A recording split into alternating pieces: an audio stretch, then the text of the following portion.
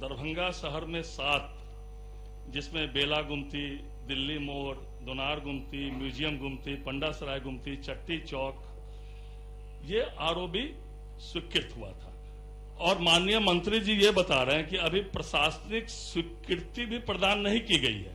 तो माननीय मंत्री जी जरा बतावे, इतना पूरा शहर जाम रहता है, ये 7 रेलवे ओवरब्रिज आरओबी कब तक बनकर तैयार हो जाएगा? 4-5 साल हो गया रेलवे विभाग को स्वीकृति दिए हुए। मैं यह पूछना चाहता हूं। अध्यक्ष महोदय, माननीय सदस्य को जो सवाल किया है, इसमें आरओबी का जो पहले का जो प्रक्रिया था और अब की प्रक्रिया में 3 साल पहले दोनों राज्य सरकार और केंद्र सरकार में सहमति बनी, और अभी हम लोग 53 आरओबी पूरे राज्य में बना रहे हैं इस फॉर्मूले के तहत, जिसमें दरभंगा जिले में 10 स्वीकृत है, और इस वित्तीय वर्ष सभी में हम लोग काम लगाने की योजना है। जो पैसे का भी था, कुछ जो प्रक्रियाधीन रहे हैं, उसमें दरभंगा जिले के 3 आरओबी का अभी भी प्रक्रिया में है, जिसमें आपका 2 है, बाकी 1 और रुका हुआ है। ये 53 पे इस वित्तीय वर्ष में हम लोग के यहाँ काम लग जाएगा। अध्यक्ष महोदय। ठीक है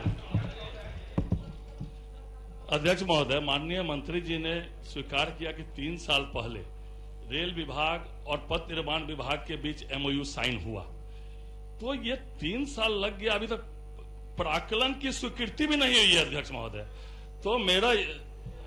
तो मैं ये पूछना चाहता हूं अध्यक्ष महोदय, माननीय मंत्री जी से, शांति बनाए रखें, बहुत को गंभीरता से लेना, महत्वपूर्ण जो है आरओबी है, तो कब तक ये काम जो है? प्रश्न पक्ष और विपक्ष का नहीं है, ये प्रश्न सदन का है और सभी सदन को ग्रहण करना चाहिए, सुनना चाहिए। और माननीय मंत्री जी ने कहा पूरे बिहार में 54 बना रहे हैं, उसमें मैं धन्यवाद देना चाहता हूं कि 54 में 7 केवल दरभंगा शहर के ये आरओबी है।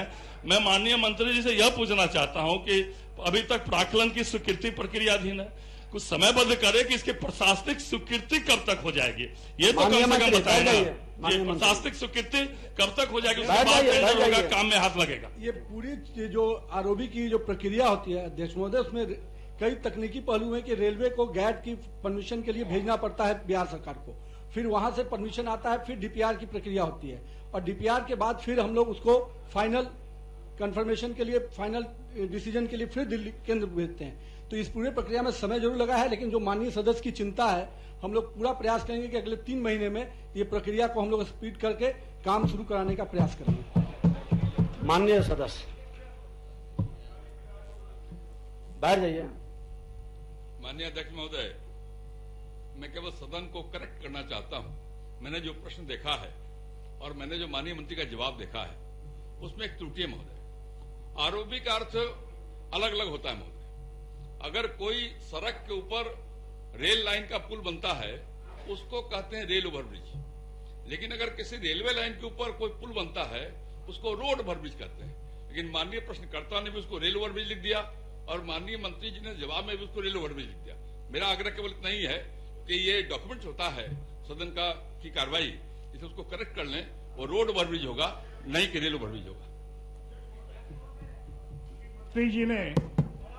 मंत्री जी, अध्यक्ष महोदय, मंत्री जी ने कहा कि बिहार में 53 आरओबी बनवा रहे हैं।